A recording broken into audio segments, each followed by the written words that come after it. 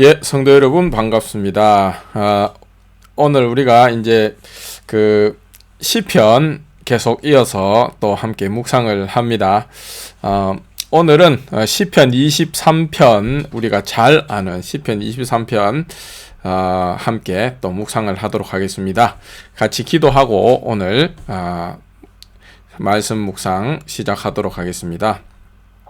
하나님 아버지 감사합니다. 저희들 함께 오늘 시편 23편을 읽으면서 또 하나님께서 우리에게 주신 은혜를 기다리려고 합니다. 주님, 저희들에게 이 시간 또 하나님께서 우리에게 주시는 영의 양식을 또 잘 받아 먹을 수 있는 저희들이 되게 하여 주시옵소서. 말씀을 통하여 힘을 얻고 하나님께 한 걸음 더 나아가는 저희들이 되게 하여 주시옵소서. 감사를 드리오며 예수님 이름으로 기도드렸습니다. 아멘. 예. 함께 시편 23편 1절부터 6절, 오늘은 좀 짧으니까 우리 성도님들께서 잠깐 이렇게 멈추시고 쭉 한번 읽으시고 금방 읽으실 수 있을 것 같아요. 6절까지니까 읽으시고 그 다음에 이제 바로 또 시작하도록 하겠습니다. 예, 읽으신 줄 알고 함께 또 묵상을 한 절씩 한번 진행을 한번 해보도록 하겠습니다. 우리가 이제 시편 22편까지 했지 않습니까? 시편 22편까지 하고 그 이야기를 했습니다. 하나님께서 다윗을 이제 환난 가운데 분명히 버리셨단 말이죠. 버리셨고 또 건지시기도 하고 그래서 우리가 다윗을 버리는 것이 그냥 문학적인 수사적인 어떤 그런 표현이라든지 아니면은 이렇게 버리는 척하면서 이렇게 사실은 처음에는 버리는 줄 알았는데 뭡니까? 그게 아니었고 반전이 일어나서 이제 뭐 사실은 버린 게 아니다. 뭐 이런 게 아니라고 했습니다. 하나님께서 버린 다윗이 있고 또 하나님께서 건지시는 다윗이 있다라는 거죠. 그게 이제 우리가 한마디로 이야기하면은 육은 버리시고 영으로 건지셨다, 구원하셨다, 다시 살리셨다, 뭐 이런 식으로 이제 요약을 해볼 수가 있다는 것을 우리가 저번에 말씀을 드렸습니다. 그래서 이것이 그대로 이제 예수님에게 또 예수님께서 이 시편 22편을 바로 그 십자가상에서 이렇게 하나님이 나의 하나님이여 어찌하여 나를 버리셨나이까, 그거 1절 그거를 바로 이렇게 끌어당겨 오면서 이제 사실은 시편 22편을 부른 그 다윗이 누구를 내다보고 불렀다라는 것이 증명이 되는 것입니까? 바로 예수님 그 그리스도, 자기 시에서 나올 그 그리스도를 이제 내다보고 사실은 이제 노래를 한 거죠. 그래서 우리가 뭐 그것을 이제 지난번까지 이야기를 했습니다. 그래서 시편 23편 1절부터 시작해서 6절까지의 이 시편 23편은 그렇다면 무엇을 이야기하느냐 했을 때에 이제 이 거듭난 사람, 육으로는 버림당하였지만은 영으로 다시 살리심을 받은 그 거듭난 사람이 결국 이루고자 하는 곳이 어디인가 하는 것을 우리가 보여준다고 아주 이렇게 간단하게 이야기를 해볼 수가 있습니다. 그게 무슨 말입니까? 우리가 항상 이제 성경 말씀을 읽고 보면은 이런 게 아니에요. 이런 게 구도가 이런 것이 아니라는 것을 우리가 알 수 있습니다. 뭐냐면은 내가 있는 삶의 터전이 있고 삶의 자리가 있어요. 그래서 나의 어떤 고유의 내 어떤 삶의 바운더리와 경계가 있단 말이에요.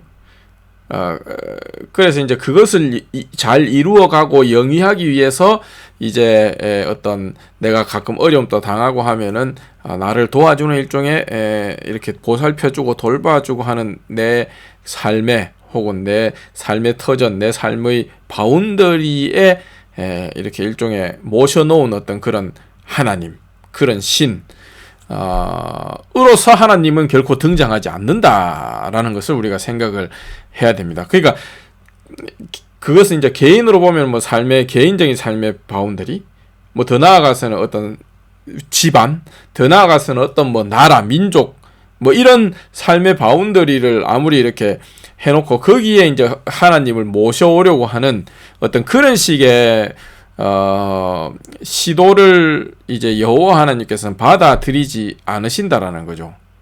이게 굉장히 중요합니다. 심지어 이제 하나님께서 이스라엘에게 이렇게 임하실 때도 이스라엘을 하나님이 택하시는 방식으로 하나님이 이렇게 종되었던 자리에서 건지시는 방식으로 이스라엘을 택하시는 거지, 결코 어떻습니까? 이스라엘이 하나님을 불러들이거나 이스라엘 민족이 이 어떤 하나님을 찾아낸 것이 아닌 것을 우리가 볼 수 있어요. 이제 일반 종교에서 보면은 뭡니까? 어떤 그 사람의 삶의 그 사람 혹은 뭐 집단 혹은 나라 민족의 삶의 바운더리가 있고, 그 바운더리를 잘 유지시켜주고 발전시켜주고 번영하게 하고 그렇게 하기 위해서 뭐예요? 이 신이 호출이 되죠. 소환이 되고, 그래서 그 자리에 와가지고 이제 이 삶을 풍성하게 해주는 어떤 그런 식의 구도가 보통 종교적인 어떤 신의 구도인데, 이 성경의 이 여호와 하나님은 그렇지 않다라는 것을 우리가 알 수 있습니다. 우리가 이때까지 쭉 다윗의 시편을 우리가 묵상 한 것을 좀 그 내용을 돌이켜봐도 그것을 알 수 있어요. 그리고 오늘 이 시편 23편이 극명하게, 뭐 다른 시편들도 많이 있습니다. 다른 시편들도 많이 있는데 오늘 이 시편 23편이 이제 짧고도 콤팩트하게 극명하게 나타내는 것이 바로 이 어떤 구도죠. 그러면은 뭐냐? 그 여호와 하나님이라는 이 분은 어떤 분이냐 했을 때에 뭡니까? 바로 그 어떤 집단이나 개인이나 그런 삶의 바운더리가 이렇게 마련되어 있으면 그 안에 이렇게 임해가지고 그것을 이렇게 뭐 번영시키고 그런 게 아니고, 그런 게 아니라는 거죠. 그러면은 이게 뭡니까? 오히려 하나님께서 자기가 사시는 곳, 자기의 거처에 우리를 인도해 드리시는 어떤 그런 구도로 되어 있습니다. 그게 이제 단지 무슨 죽어서 천당 간다 이런 의미가 아니고, 실제로 이제 우리가 사나 죽으나 어떻습니까? 하나님께서 거하시는 거처에 살게 된다라는 측면에서 이제 이야기를 하는. 그러니까 우리가 이제 이스라엘 민족이 가나안에 들어갔을 때도 어때요? 가나안 땅이라는 것이 단지 이스라엘이 어떤 터전을 잡고 그 사람들이 삶을 영위하는 어떤 그런 바운더리에 하나님을 이렇게 불러가지고 거기에 딱 성전 만들어 놓고 거기다 딱 꽂아 넣은, 구색을 그런 식으로 갖춘 그런 구도가 아니고, 오히려 뭡니까? 가나안 땅으로 하나님이 이스라엘을 인도해 들이셨고, 그리고 그 자리를 하나님이 거하시는 자리로 삼아서 그들을 하나님과 함께 살게 하는 그런 구도로 되어 있단 말이죠. 그러니까는 이것이 이제 어떻게 보면 성경 전체의 굉장히 중요한 구도입니다. 그래서 우리가 내가 구체적으로 어떻게 삶을 영위하고 어떻게 살아가든 간에 내 이 자리에다가 하나님을 모셔오는 것이 아니고, 내가 어떤 방식으로 어떤 형태로 살아가든지 간에 어떻습니까? 내가 하나님의 집에 들어가서 거기서 이제 살고 있는 그것이 바로 우리의 현실이라는 거죠. 물론 그렇다고 해가지고 우리가 뭐 이 세상에서 뭐 집도 없고 절도 없고 무슨 뭐 이렇게 뭡니까? 떠돌이 같이 뭐 텐트 치고 다닌다 이런 의미는 전혀 아니죠. 우리가 가정도 이루고 뭐 이렇게 여러 가지 면에서 우리의 바운더리라는 게 분명히 있습니다. 예, 있죠. 세상을 살아가면서 뭐 다 이렇게 자기 나름대로 삶의 바운더리가 있고, 자기의 구체적으로 이렇게 영위하는 어떤 그런 경계들이 있고, 그렇죠. 그러나 이제 그런 것을 말하는 게 아니고 뭐예요? 어떻게 보면 영적인 의미로. 그러나 이게 무슨 추상적이거나 아주 이렇게 흐릿한 의미가 아니고, 아주 구체적으로 아주 이렇게 현실적으로 아주 명확한 현실은 뭡니까? 우리가 어느 형태로 있든 어떤 식으로 살아가고 있든지 간에 우리는 뭐다? 여호와의 집에 거하는 것이 이것이 이제 어떻게 보면 우리의 궁극적인 현실이고 진리라는 것. 이것을 이야기한다는 것입니다. 이것을 우리가 이제 하나님을 찾아간 것이 아니라 어떻습니까? 여호와 하나님께서 우리를 당신이 거하시는 곳으로 인도하신다. 그게 이제 다른 말로 하면 뭐 백성이 된다. 더 나아가서는 자녀가 된다. 라는 그 말이 의미하는 바죠. 그렇지 않습니까? 그래서 오늘 그 시편 23편은 우리를 뭘로 비유를 합니까? 양으로 비유하죠. 양으로 비유하고 그 다음에 여호와 하나님을 뭡니까? 목자로 비유를 합니다. 목자라는 것은 항상 뭐예요? 이 양을 인도하는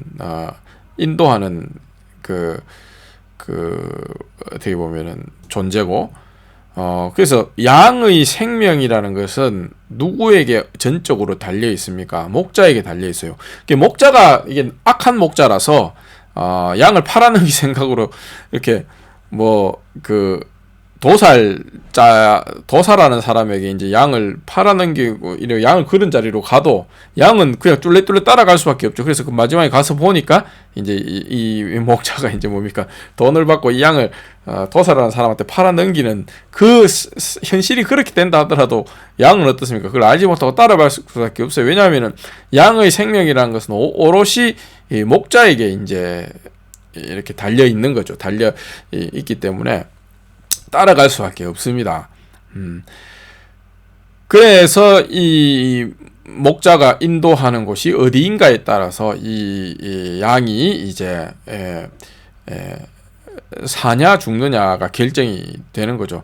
근데 여호와께서는 어떻습니까? 나의 목자인데 내게 부족함이 없다라고 이제 다윗이 이야기를 해요. 그래서 이제 여기서 부족함이라는 것이 우리가 다윗의 이때까지의 시편들을 보면 어때요? 뭐 힘들다고 막 하나님한테 탄원하고 하지 않습니까?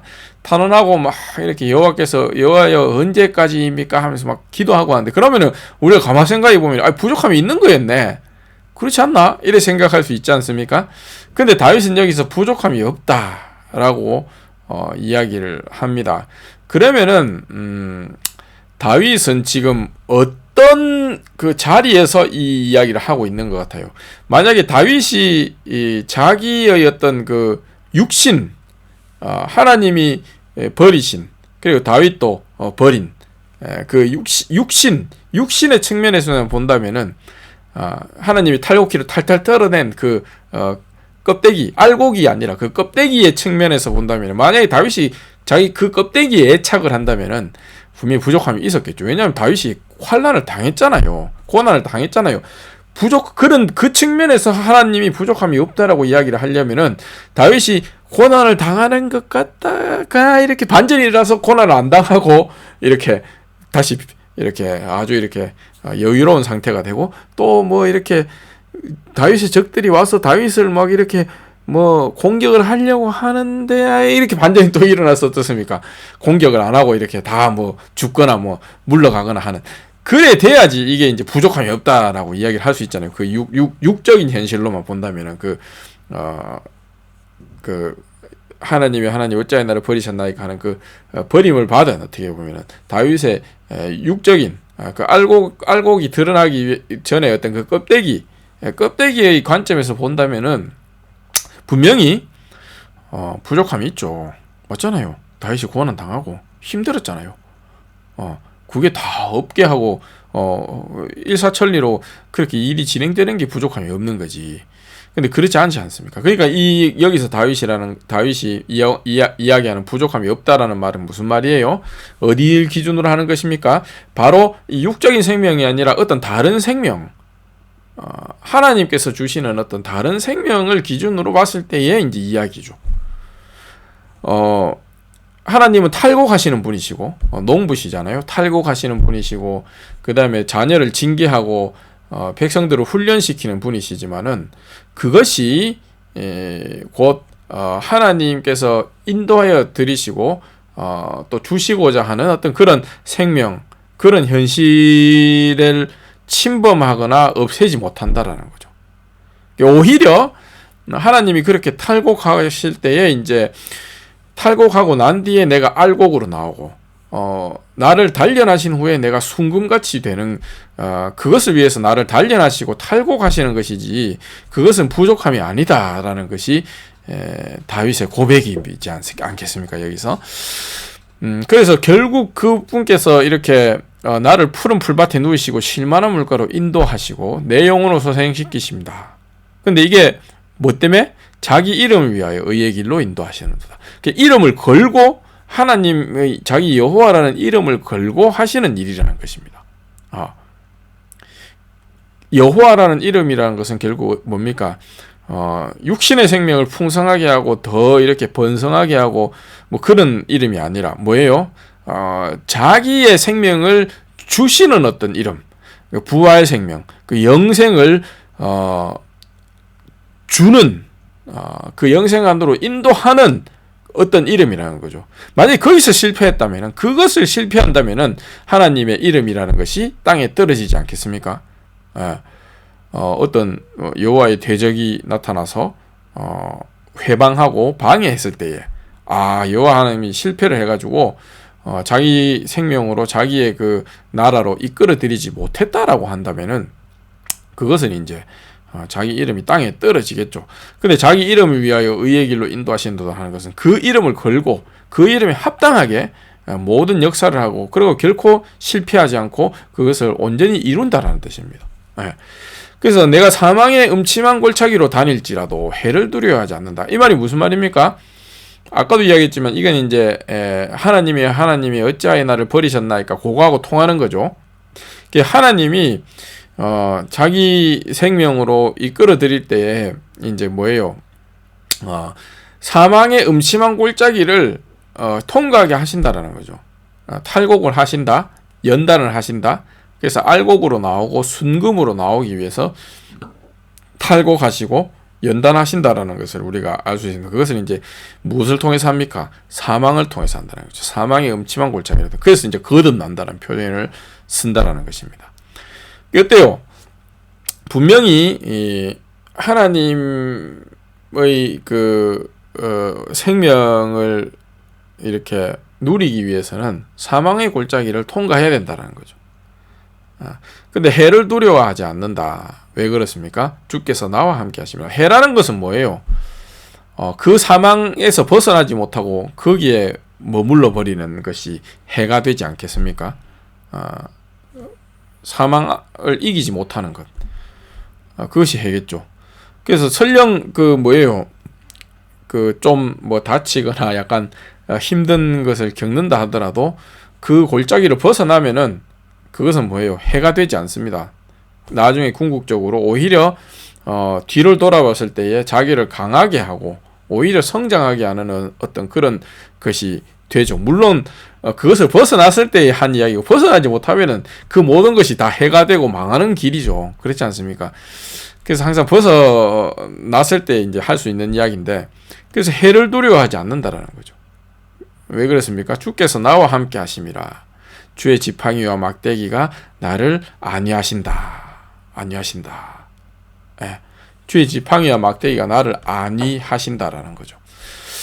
그래서 이 말은 무슨 말입니까? 하나님께서 양떼들 앞에서 목자같이 가시면서 어때요? 지팡이와 막대기로 그 양을 노리고 오는 그 모든 원수들과 어떤 짐승들, 대적들을 물리치고 그 길을 내신다라는 거죠. 그 이제 양이 스스로 사망의 그 골짜기를 개척해가지고 지나가도록 내버려 두는 것이 아니라 그 양에게는 그런 힘도 없잖아요. 사망을 이기지 못합니다. 오히려 하나님이 앞서가시면서 이 길을 내신다라는 것이 이제 여기에 나옵니다. 그래서 뭡니까? 주께서 내 원수의 목전에서 내게 상을 차려주시고 상을 차려주시고 상이라고 해야 되네. 상을 차려주시고 기름을 내 머리에 부으셨으니 내 잔이 넘치나이다. 그래서 뭡니까? 그 그 원수의 목전에서 나에게 상을 차려주시다. 그리고 기름을 내 머리에 부으셨다. 이게 이제 그리스도의 의미입니다. 그리스도죠. 그래서 이것은 결국 무엇을 말합니까? 원수들이 나를 공격하고 뭐예요? 내 육신은 죽인다 하더라도, 죽일 수 있다 하더라도 하나님께서는 뭐예요? 나를 다시 살리시고 나에게 자기 집에 내 잔치상에 들여서 나를 먹이신다라는 거죠. 이렇게 하나님께서 나를 먹이시고 다시 살리시고 이것이 이제 뭐예요? 그리스도 됨의 어떻게 보면은 그 고갱이라고 할 수 있습니다. 하나님께서 살리시는 것. 다시 말하면 하나님의 영생, 그 사망을 이기는 어떤 그 생명이 나에게서 나타나고 내 몸에서 드러나는 것.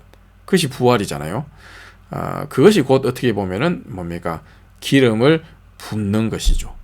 그래서 우리가 그리스도 이제 구약에서는 뭐 메시아라고 하기도 하고 기름 부음을 받은 자 그리스도라는 것은 그 기름을 부은 것은 무엇을 확인하는 인치는 그 행위예요. 뭐 그냥 단지 어떤 뭐 이 사람이 하나님이 선택했다 이렇게 뭐 왕이다 단지 어떤 그런 상식적인 의미라기보다는 물론 하나님이 선택하셨는데 이 선택이라는 것이 뭐냐 했을 때에 육은 버리시고 영으로 다시 살리시는 것. 다시 말하면은 하나님의 생명이 그에게서 나타난 것을 인치시는 것. 그런 사람을 또 하나님이 선택하시고 하나님이 선택하셔서 또 그렇게 되었다라는 것을 인치는 것이 바로 이제 어떻게 보면은 기름을 붓는 행위라는 거죠.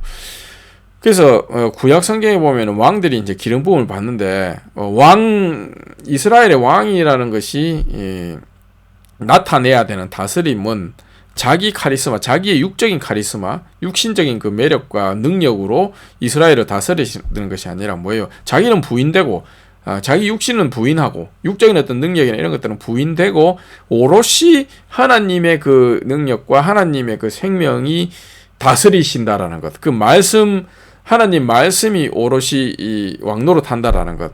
이것이 이 하나님의 이 샬롬이 왕노릇하고 다스리는 것을 오롯이 드러내는 것. 이것이 이제 이스라엘의 왕됨이고 왕노릇하는 것이고 그렇게 하는 사람으로서 이제 메시아 기름 부음을 붓는 것입니다. 기름을 붓는 것입니다.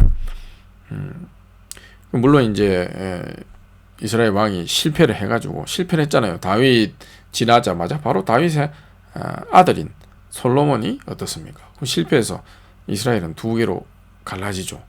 그렇게 됩니다.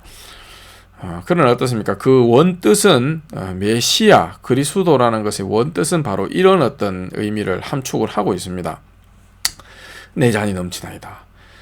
이 6절에 보면 내 평생의 선하심과 인자하심이 반드시 나를 따르리니 내가 여호와의 집에 영원히 거하리로다 살리로다. 이렇게 이야기를 합니다. 그래서 여기서 평생이라는 것은 단지 다윗의 그 어떤 육적인 일생을 말하는 것일 뿐만 아니라 뭡니까?